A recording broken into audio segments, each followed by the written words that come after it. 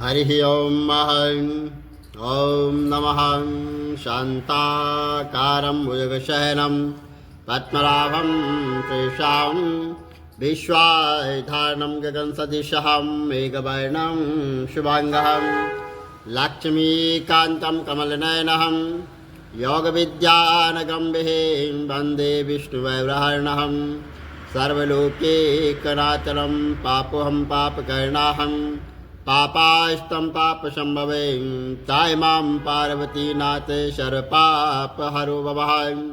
कृष्णाय वासुदेवाय हरये परमात्मने प्रणतक्लेशनाशाय गोविन्दाय नमो नमः। विष्णु भगवान की जय। वैशाख महात्म की जय। नवा अध्याय। इतना कहकर मिथिलेश ने पूछा कि हे ब्राह्मण, इच्छुक वंश के राजा ने जल और अन्न का दान नहीं किया और इसी से वह चातक और छिपकली की तथा साधु महात्माओं की सेवा न करने से गिद्ध योनि में आ गया। परंतु आपने बतलाया कि वह 7 जन्म तक कुत्ते की योनि में आया। उसने केवल संत महात्माओं की सेवा नहीं की, सो उसका फल उनको न मिलता। उसने किसी को कष्ट भी नहीं दिया, सो बिना कारण ही उसको कुत्ते की योनि क्यों मिली, इसका मुझे संशय है। कृपा करके आप मेरी ये शंका को दूर कीजिए और इसका समाधान कीजिए। राजा के ऐसे प्रश्न सुनकर महायशस्वी श्रुतदेव ने कहा कि तुम धन्य हो राजन, जो तुमने ऐसा धार्मिक प्रश्न किया। सो मैं अब तुम्हारी इस संशय को जो है तो दूर करता हूँ, इसका समाधान करता हूँ। यह वार्ता भगवान शंकर ने कैलाश पर्वत पर माता पार्वती जी से कही थी। सब लोगों की रचना कर उनको परलोक और लोक 2 प्रकार की स्थिति बताई और इनकी स्थिति के निमित्त 3 भेद भी बताए। वो ये है कि जल सेवा, अन्न सेवा और औषधि सेवा, यह तीनों श्लोकों की स्थिति हेतु तथा साधु सेवा, विष्णु पूजा और धर्म, या तीनों परलोक की स्थिति के हेतु हैं। जैसे जो है यही कर्म से धन संपत्ति आदि प्राप्त हो सकते हैं, वैसे ही परलौकिक क्रियाएं भी कभी कभी दुख का कारण भी हो जाती है। जैसे यहाँ पर एक पुराना इतिहास है, वो मैं आपको कहता हूँ कि एक समय दक्ष प्रजापति महादेव जी को यज्ञ में बुलाने के लिए कैलाश पर्वत पर गए। तब उनको आया देखकर श्री महादेव जी वहाँ पर खड़े नहीं हुए, क्योंकि भगवान शंकर ने सोचा कि मैं सनातन हूँ और यह सब देवता यज्ञ का भाग लेने वाले सेवक के समान है। इसलिए स्वामी का सेवक के आने पर और पति का पत्नी के आने पर, गुरु का शिष्य के आने पर उठना आवश्यक नहीं है। यही सब शास्त्रों का मत भी है, जिसमें बल, दान, तप और शांति अधिक रहती है, वही गुरु होता है। और जो स्वामी स्वयं अपने सेवकों के लिए उठते हैं, उनकी आयु, धन और यश तत्काल नष्ट हो जाते हैं। इसलिए यह मेरा प्रिय ससुर है, ऐसा विचार कर दक्ष प्रजापति की भलाई के लिए वह उठे नहीं। और यह देखकर दक्ष प्रजापति को अत्यंत क्रोध आ गया और उनके सामने ही उनकी निंदा करने लग गए कि देखो, इस दरिद्री को बड़ा अहंकार हो गया है। इसका धन केवल एक बूढ़ा बैल है, जिस पर केवल चमड़ ही रह गया है, कपाल की हड्डी धारण करता है और पाखंडी अहंकारी महाअपवित्र किसी का शुभ कार्य न करने वाला, दरिद्रता के मारे सिर से दुखित हाथी चम्र को ओढ़ने वाले शमशान जिनका घर है, सर्पों का आभूषण है, न इस धीरज न ज्ञान, भस्मासुर के डर के मारे दूर भाग गया और भूत प्रेतादिक का संग इसके कुल का कुछ भी पता नहीं है। दुरात्मा नारद ने ब्रह्मा से इसकी बड़ाई की, जिससे मैंने अपनी कन्या सती का विवाह इसके साथ कर दिया। जैसे कुमार का घड़ा चंडाल के घर पहुंचने से किसी का नहीं रहता है, वैसे ही मेरी कन्या का मुझसे कोई प्रयोजन नहीं है।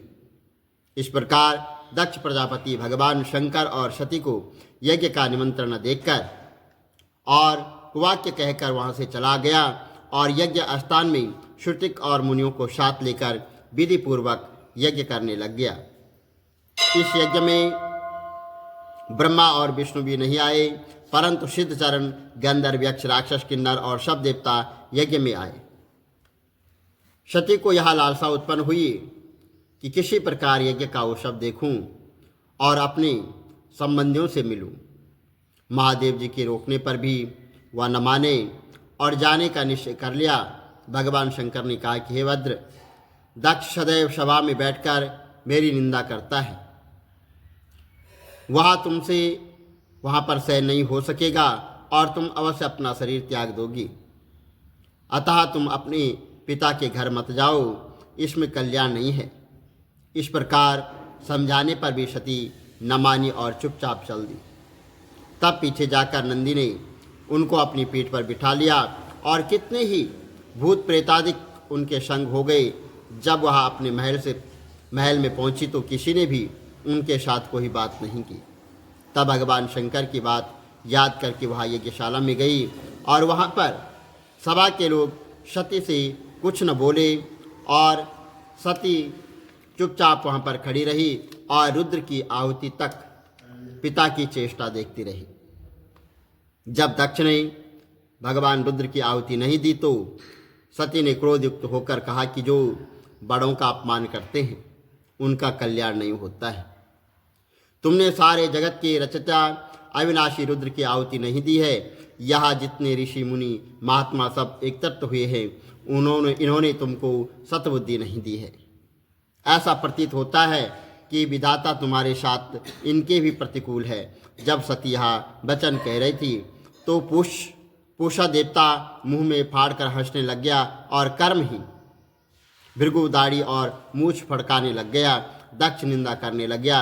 यह सब बातें सुनकर जो है सती को अत्यंत क्रोध आ गया और वह पति की निंदा न सुनकर प्रायश्चित के रूप में सबके देखते देखते हवन कुंड में कूद पड़ी।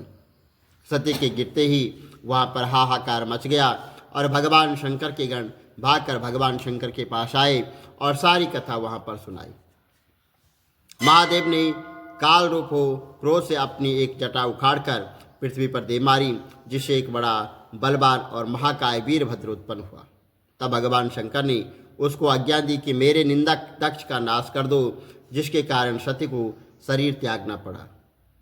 महादेव जी की आज्ञा पाकर सहस्त्र भुजाओं वाला और यमराज के सदस्य वहाँ वीरभद्र यज्ञशाला में पहुंचा और देवता, असुर, मनुष्य आदि जो भी यज्ञ में उपस्थित थे सबको मारने लग गया और भृगु की दाढ़ी मूछ उखाड़ दिए, जिससे वे अंग फड़काए तथा वीरभद्र ने उसका वही अंग उखाड़कर फेंक दिया।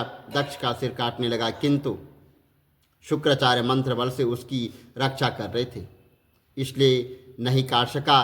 तब रुद्र ने स्वयं उसका सिर काटा और इस प्रकार यज्ञ में आए हुए सबका संहार कर वे कैलाश को लौटे। जो मरने से बचे थे वे सब भागकर ब्रह्मा जी की शरण में गए और ब्रह्मा जी उनको साथ लेकर कैलाश में गए और वहां जाकर अनेक प्रकार से समझा बुझाकर भगवान शंकर जी को शांत कराया। फिर महादेव जी को साथ लेकर यज्ञशाला में पहुँचे और यज्ञ में जो मारे गए थे उनको जीवन दान दिया और महादेव जी ने दक्ष के धड़ पर बकरे का सिर रख दिया, जिससे आज तक उनके उपासक दक्ष को उनकी प्रसन्नता के लिए बम बम बम करते हुए भृगु जी के मुख पर बकरे की दाढ़ी लगा दी और पूषा के दांत नहीं लगाए। उसने कह दिया गया कि वह सब जो भी खाए पीस कर खा लिया करे और इस प्रकार सबको अंग सहित कर दिया गया और दक्ष पूर्वत यज्ञ करने लगा। यज्ञ संपूर्ण होने पर सब देवता अपने अपने स्थान को चले गए। बोलो शंकर भगवान की जय। श्री कमल नेत्र कटी पीताम्बर अधर मुरली गिरधरम मुकुट कुंडल कर लुट किया श्याम रे राधे वरम। श्री कुल यमुना धेनु आगे सकल गोपियन के मन हरम। पीत वस्त्र गरुड़ वाहन चरण शुक नित सागरम। करत केल कलोल निस्तिन कुंज भवन उजागरम। अजर अमर अडोल निश्चल पुरुषोत्तम अपरापरं। दीननाथ दयाल गिरधर कंठ हीना कुशहणम। गल फूल माल विशाल लोचन अधिक सुंदर केशवम। वंशीधर वासुदेव चाय वाल चल हरि वामनम। जल डूबते गजराकलीनो लंका चेजो रावणम। सप्तदीप नवकंड 14 भवन कीनो इक पदम। द्रौपदी के लाज राखे कहाँ लोपमा करम। दीननाथ दयाल पूरण करुणमय करुणा करम। कविदात दास विलास निस्तिन्नाम जपनित नागरम। प्रथम गुरु के चरण बंदो यस्य ज्ञान प्रकाशितम। आदि विष्णु जुगादि ब्रह्मा सेवते शिव शंकरम। श्री कृष्ण केशव कृष्ण केशव कृष्ण यदुपति केशवम। श्री राम रघुवर राम रघुवर राम रघुवर राघवम। श्री राम कृष्ण गोविंद माधव वासुदेव श्री वामनम। मत्स्य कचवाराह नरसिंह पाय रघुपति पावनम। मथुरा में केशव ब्राज गोकुल बाल मुकुंद जी। फिर वृंदावन में गोपीनाथ गोविंद जी। धन्य मथुरा धन्य गोकुल जहाँ श्रीपति अवतारे। धन्य यमुना नीर निर्मल ग्वाल बाल शकावरी। नवनीत नागर कृत निरंतर सेविकर मन मोहितम। कालादि तट करत्र क्रीडा बाल अद्भुत सुंदरम। ग्वाल बाल सब शक विराज संग राधे भामिनी। वंशीवट तट निकट यमुना मूल किटेर सुहावनी। भज राधे विष रघुवंश उत्तम परम राजकुमार जी। सीता के पति भक्तन के गति जगत प्राण आधार जी। जनक राजा पनक राखी धनुष बाण चढ़ा वहीं। सती सीता नाम जाके श्री रामचंद्र प्रणामयी। जन्म मथुरा खेल गोकुल नंद के हृदय नंदनम। बाल लीला पतित पावन देव की वसुदेवकम। श्री कृष्ण कलमल हरण जाके जो भजे हरि चरण को। भक्ति अपनी देव माधव भव सगर के तरण को। जगन्ना जगदीश स्वामी श्री बद्रीनाथ विशंबरम। द्वारिका के नाथ श्रीपति केशवम प्रणावयम। श्री कृष्ण अष्टपद पढ़त निष्ठिन विष्णु लोक सगच्छतम। श्री गुरु रामानंद अवतार स्वामी कवि दत्त दास समाप्त।